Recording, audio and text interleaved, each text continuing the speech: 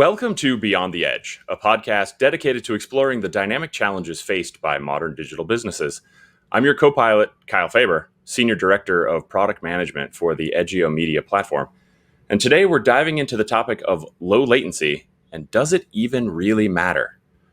As the speed of delivery gets faster and faster, the definition of low latency has changed over time. It used to be that low latency meant sub 30 seconds. Then it meant sub 10 seconds. Then it meant sub 5 seconds. Now, ultra low latency offerings offer near real-time delivery across the globe. The truth is, a slight delay is often not problematic. The majority of broadcasters surveyed in a 2021 video streaming latency report indicated that they were experiencing latency in the 3 to 10 second range, and 25% of them reported 10 to 45 seconds. So does that latency matter? Let's go beyond the edge with our guest, Jason Thibeault, Executive Director of the Streaming Video Alliance. JT, thanks for joining us. Well, why don't you? Thanks, Kyle. I'm sorry. Let's go a little more informal. That was a beautiful intro. I never thought of you as a pitch man, so I'm. Full disclosure for the folks at home, JT and I have worked together for the better part of a decade in our various roles around this industry, so we will get a little informal, but... That's a hoot. That's it. By the way, it's the Streaming Video Technology Alliance. We did change our name. Just putting that out there. I didn't say Streaming Video Technology Alliance. I did say that. It's right here, and I know it. I'm on the board. You said Streaming Video Alliance. Oh, my gosh. I'm just grilling. My gosh. No, it is the Streaming Video Technology Alliance. Well, thanks. And I'll give a little background on myself, right? So, as Kyle said, thanks, Kyle. I'm the Executive Director. The SVTA, as we're commonly called, it's a global technical association. We're similar to other organizations like IETF and SMPTE and W3C and CTA Wave. It's a standards definitions organization. So we bring together folks from across the industry, and we try to work together to develop, specs, best practices, guidelines, potentially standards, to deliver high quality video at scale, right? A lot of technical challenges to solve across the workflow. There's, challenges with latency, challenges with network protocols, challenges with packaging, challenges with, quality of experience measurement, all those things. Our folks come together, they solve those problems. We publish docs, people use the docs, make better streaming platforms. Boom. That's my elevator pitch. It's pretty good. It's a great elevator pitch. And Edgio is right there. Making our streaming platform better by our participation at the SVTA. Yeah. But let's jump right to it. Yeah. We told marketing that we did a clickbait headline for this bad boy. Does low latency even matter? So let's go right to your hot take on the topic. I love it. Does low latency matter? No. No. So let me qualify that. I know that's very controversial for me to say that. Yeah, so obviously latency does matter, but the problem is I think we in the industry we have a tendency to do these broad brushstrokes of we have live video. Oh, okay, so it must all be ultra low latency. No, whoa, wait a minute, and that's the issue that we face. So when I say, and the title says, does low latency even matter? In a lot of cases, no, it does not. Because it's not the priority for the experience that you're trying to deliver. But for some use cases, right, we know, and I just moderated a panel at Stream Media Connect just yesterday on ultra low latency and micro betting. There's a use case where low latency is really needed, and if you don't have your latency under control, people are going to miss their bets, and they're going to get mad, and they're going to leave, and you're going to lose money. And it's, so it's, that's really when it comes down to answering that question, does latency matter? It comes down to the use case. So yes, it does matter for certain use cases. No, it does not matter across the board. And I think as an industry, we really have to stop focusing on it. I agree with you 100%. You make a very great point that not all video content is created equal. No. We got into this entire industry, the entire source of the idea that this is so beautiful is that we can expand the different formats and we don't have to wait. The democratization of what people can bring out. So you have live betting, live gaming, as you mentioned. You have collaborative chat spaces where you have live streamers and the Twitch style communities where there's back and forth with the streamer. That interactivity requires low latency. When the viewer is doing something, of course you need that back and forth. Like right now, if the video that you and I had, we weren't in the same room, this would be useless. So video matters. Might be useless anyway. The video matters. See, I was thinking in my head, I was like, should I say that? No. Oh, you said it. But when you move to a broadcast quality or content that that end users are looking to experience with maximum quality and not maximum interactivity, you move into a space where the latency stops mattering as much. Correct. And you end up in making trade-offs that your users aren't valuing, and you're making trade-offs for things that they are valuing. Well, not only that, but those trade-offs cost money, right? So if you're putting all of this time and effort and expense into a trade-off that you think your users think is important and they don't, you have literally just wasted a ton of resources for very little gain. And I think that's when we get into the latency issue, going from 10-second latency to 7-second latency, not that expensive, right? It's really not. Going from 7-second latency to 2 seconds. Ooh, now you're talking about stuff that maybe you're having to replace network equipment and gear, and you're having to renegotiate transit costs and things like that. Ooh, it's expensive. Going from 2 seconds to sub 1 second, there's some massive infrastructure impacts there, right? Let's talk about ultra low latency. You need specialized servers. You really can't deliver that via HTTP servers. So back in the day, we remember, right? QuickTime, we remember RTSP, we remember these special servers we had to have. Infrastructure is a pain in the butt. It's elastic now, which is great. So I can have Wowza is a fantastic server for WebRTC and spin up a bunch of Wowza servers. But the point is they can only support so many people. They don't have the scale for WebRTC that they have for HTTP. And so now I've got to have more of them to support more people watching ultra low latency. What's that going to cost me? And am I getting the return if I'm delivering WebRTC ultra low latency streams to everybody and only 1% of the people are using it to bet, but it's costing me 10 times more to deliver that stream than it would an HTTP stream? Why would I deliver that low latency stream to all those extra people who aren't contributing back to my bottom line? So it's exactly what you said. It's just these trade-offs, they happen and they have to be considered. But the problem is that, again, as the industry, we just make these brush strokes of all live stream must be, near 0 seconds. And it's like, no, you're wasting money. Stop doing that. And I've had some cool conversations with, sports distributors about the way that they're sort of parallelizing. Sorry. Easy for you to say. Can you say that three? I can't. They're running in parallel, at the same time. Parallel lines, everybody. Can you imagine? This is the same way. They're delivering HTTP streams to the folks who aren't betting, and they're delivering WebRTC streams to the folks who are. And so then, if you were to ask them, does low latency matter? They'd be like, well, yeah. To which users are you asking? To the ones who are watching HTTP? No. To the ones who are betting? Oh, yes. And let's talk. Oh, go ahead. I was just going to say, it is directly down to the use case, and some people are in this for free, but nobody's in it for free. There's an expectation that there's going to be a turnaround. And so, yes, you said if 1% of your audience is betting, if 1% of your audience is betting and they're all terrible at betting and that pays for your whole stream to stream it to 10,000 people, 100,000 people, 1 million people, then go right ahead. Yeah, exactly. Good for you. if you feel that that's driving them into your market. But if your users are not generating new revenue for you because it's lower latency, then it's important to evaluate the choices that you're making to drive that latency. And that's the Yes. bottom line, right? So Yes. to answer the clickbait question and to continue it on, does low latency matter? I don't know. Does it really matter to you? And that's really a question that everyone hearing this podcast should be asking themselves for their content when they go into a workflow discussion. Yes. Well, they should be asking, does low latency matter?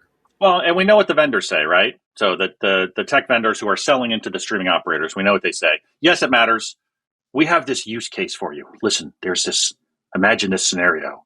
You're watching sports at home, and then you hear from through the wall next door somebody go, goal! And you then see the goal on your TV, and you're like, that's ruined for me. We know that this actually does not happen. Not. I don't believe it's ever happened once. I've been in bars like watching TV, and I've noticed that TVs are not synced well. I mean, and that's either satellite or cable. So, not just a streaming problem. But anyway, exactly. Occasionally, somebody might go, yeah, and then I'm like, why did they? Oh, the goal just got. Oh, wow! Look, it didn't ruin my experience. First of all, and second of all, it wasn't streaming related. It was actually broadcast feed related. But regardless, this is not a valid use case as far as I'm concerned for making the case of we need low latency. Yes, there is a reason to have low latency for live sports. I mean, generally you do want people to have things that are closer to real time than not. That's right. But there are other considerations for low latency, right? Now you're talking about buffer and chunk size, and there's all these other considerations where you may actually be causing other problems by forcing something to be low latency when it doesn't, the benefit's not there and it doesn't need to be. So, we know the vendors, they're going to tell the story that everything needs to be low latency. But the content owners, the streaming operators, they need to make careful decisions about, and answer the questions for themselves. Does low latency matter for this use case? So that was the part that was missing from the clickbait, because then it wouldn't be clickbait. Exactly. Right? Then it would actually be realistic. So it was good that you guys truncated that to just does low latency matter. I love it. I feel so excited to be part of a clickbait title. we finally arrived. It took us this long in our careers, JT, to make it to clickbait. But you're exactly right. Like, it depends what your users value. And so for maybe I am the one unicorn that has thin walls and a neighbor who enjoys the same sports that I am at the same time. But yes, even then, I think, and I am a live sports fan, I value the lack of interruption to my stream, the complete and total lack of a blue circle that comes up spinning on that player, way more than the occasional time I might hear this mythical neighborhood screams. No, I mean, and that's the thing. That's the thing, and it's interesting. When you think about, again, back to that, you're going to go low latent. Your chunk sizes are going to change. Your buffer algorithms are going to change. You're going to have to do different things in your player to make sure that you can maintain a reliable connection. Because if you're real time, but you continue to have interruptions, which may not be your fault as a streaming operator. That may be the fault of the ISP, the last mile network, the user's router, the user's computer. All sorts of issues could cause the little blue circle and interrupt your stream. And so then the question again that streaming operator needs to have asked themselves is not just does low latency matter, but what matters more than low latency in this specific situation? And that could be reliability. Oh, my users and viewers want an uninterrupted experience. Fancy that. Like, that's ever a question that you ask. No, my viewers want to be constantly interrupted. Of course they want, I remember, back in the day when I was at Limelight, I remember the BBC one time saying to Limelight, listen, you got all these doohickeys and watchamadoozles, and I don't know what the UK words are for those, so I apologize to anybody from the UK because nobody at BBC said those actual words, but you get the gist. They were like, well, you guys got all this stuff. Regardless, it just has to work. People have to push play, and it shows, and there's no buffering, and it's good quality. And we're done. And it was like, that's what I'm reminded of in terms of these decisions about Yeah. latency. Spoiler alert, the BBC is not weird. Every single customer has exactly. said that to us every single time. We need it to be perfect. Now tell us about features. Yeah, exactly. Which is exactly my point. And so you said no one believes that their end users will ask about interruptions, but that does remind me about like what you were talking about, the entirety of the workflow, the interruptions that the users don't ask for, but we're still going to give them. Advertising. Sorry, that's how most of the content gets here. Personalized advertising is that's the holy grail, right? We're going to start seeing, right? Yep. It's going to be more targeted. If you're going to start seeing ads that you care about more, you're going to start seeing ads that are more relatable to you. And so there's an element of product discovery that comes with with advertising, and you want viewers to have a good experience with that advertising. The lower you reduce your latency when you're making those personalized ad requests, yep. if you're not providing enough time for that marketplace to provide the advertisement that you would like to show to that user, you're forced to either show nothing. So you've lost ad revenue. You've carefully crafted your content to attract these viewers, and then, oh, just kidding, we're going to let this ad slot rot. Or you go and you get an evergreen ad like a Coca-Cola, right? You get 1 million back slides from Coca-Cola. Well, then if you're not bringing in enough personalization, then your users just see Coca-Cola on repeat. And I think we've all seen that where there's just had this experience yesterday on Hulu. And it was a repeat of this energy ad. And it was like, I will never use them as an electricity provider. Even if they're the last ones, I will light candles in my house and have squirrels running on treadmills. No to them, because I've seen your ad 57 times in the past hour. Done. But your reaction to that is exactly what I'm talking about. You didn't blame Hulu, and you know this industry. And I know exactly what I had to explain to my wife. I'm like, well, she's like, why do we keep seeing this ad? Okay, well, here's the reason. I'm still frustrated. It's very annoying. And so you end up with advertisers who will view your product because of that negative association with their brand. That's right. And so you have to, as the content producer, you have to understand that just like CDNs, we completely understand that the blue circle is our fault and reflects on your brand. Having a low ad inventory and having that come in on ad repetition impacts that brand. And so when you're designing these workflows that are going to potentially rely on advertising or potentially rely on breaks like that, it's very important for you to remember the knock-on downstream effects of shaving 3 seconds out of the latency.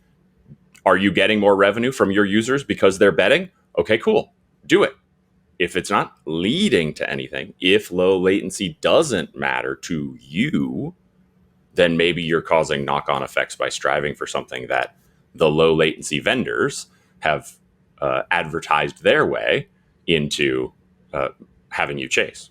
Well, you bring up some really good points, right? So let's circle this back to the title. Does low latency matter? So we tend to think that just refers to the content itself.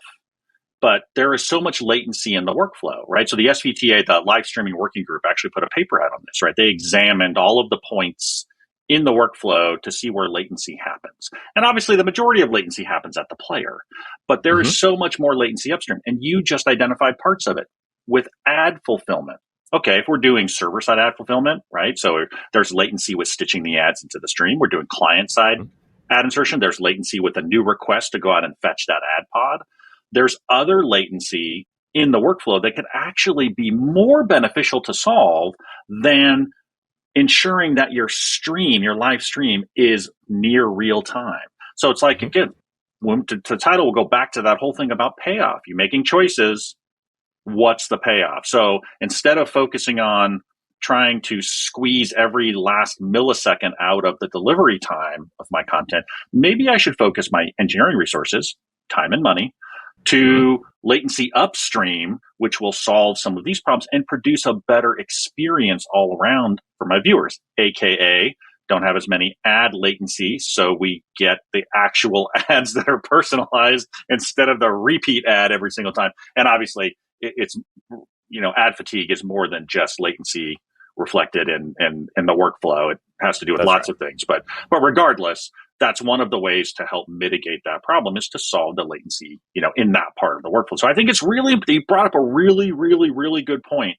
Yes, if we're going to personalize ads and do that kind of addressable advertising, that's going to happen at the edge. Going to have a lot of resources out there to do that kind of heuristics analysis and crunching and being able to shift on the fly and redo manifests and all that stuff. And that's happening, but it's out at the edge, so the round trip time is lower. So again, solving some of those latency problems upstream, not just downstream. It's really happening now.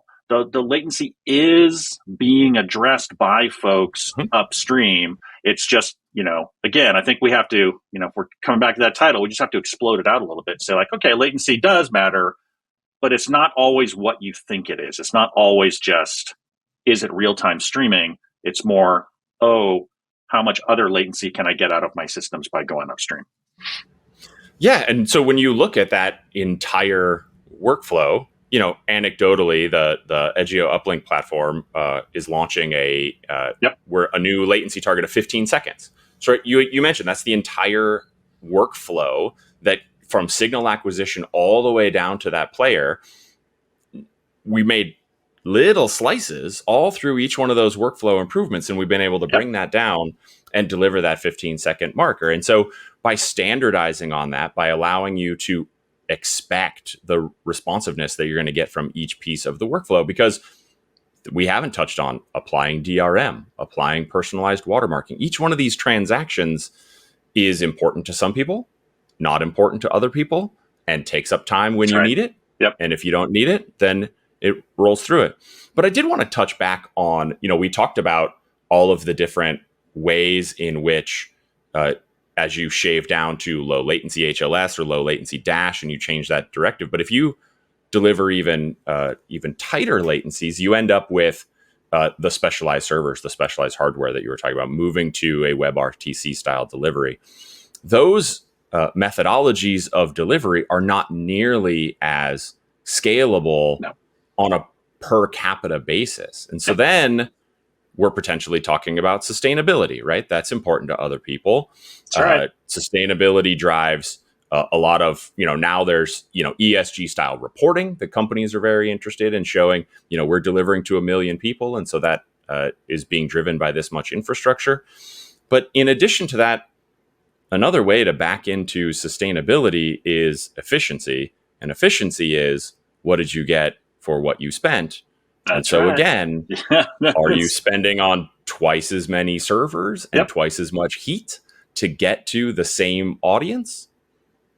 Yeah, to your point, I really think that it's all about kilowatt per hour, right? So it's you are measuring every choice against sustainability. So we used to do this with security, right? So before you'd build something, like you'd build an app, put it together, a streaming service, you get to the end of it and you're like, we did it. Okay, how can we make it secure? Now we secure it. We put a shell on the outside. Wait a minute. We should have had those discussions way back when. And we do now. Now, every step of an agile process or development methodology, it includes questions about, okay, is this secure? Is it secure to this connection? Okay, is this component secure as part of this overall architecture? We're going to get there to sustainability, right? So right now we're at the end of it and we go like, okay, how do we make it sustainable? I know we have less of them. Okay, thanks. Yeah, that's really brilliant. Have less greenhouse emissions. We take cars off the road, obviously.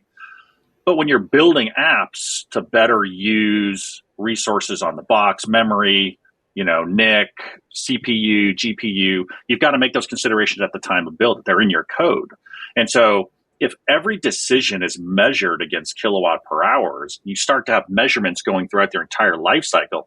When you get to the end, you have a clear understanding of what that unit of thing that is part of your workflow costs in terms of sustainability. And I think that's really important, because if you just take the approach now of, Oh, we're doing WebRTC. Oh, we have 1 million people to serve. Oh, each box only does 10,000 people. Oh, we need 1 million boxes. Oh, okay, well, let's just spin them all up. And it's like, but that's what we need. That's a lot of money to do that, but it's also really impactful to the environment. Stop being an a-hole. Sorry, there's no censor. Anyway, there might be a censor. I don't know. No one gave me the rules, JT. So I have no idea. The editing process is going to be like a blip in the sound, and this black box is going to go over my mouth. but it's I mean, that's exactly it. I'm glad you brought that up. I mean, sustainability is really a concern when you talk about scalability of streaming infrastructure, because we've just had this opinion that you just spin up more resources. As most operators know, it's actually, you can't actually do that. I mean, to get really big in certain instances in the cloud providers, you have to reserve them weeks in advance. But anyway, it's this like, just throw more at it. And thankfully the sustainability, conversation, and I'm going to give, Dom Robinson at Greening and Streaming a lot of props for taking and running with this. We're starting to have the conversation of stop trying to address scalable problems with that solution of just throw more gear at it. That doesn't work long term. And so if we're talking about specialized boxes needed, for ultra low latency and for low latency streaming, then we've really got to keep in mind the sustainability impact. I couldn't agree with you more, JT. I know. I think that's a great note to end on. The fact that you're in vibrant agreement with me is the reason why I invited you on my first and probably last episode of Edgio. I don't think they're going to invite either one of us back. Well, we'll see what happens. Thank you to our guest, Jason Thibeault, the executive director of the Streaming Video Technology Alliance. And thank you to you as well, our audience, for joining us Beyond the Edge. We will see you in the next episode. Thank you very much. Thanks, everybody.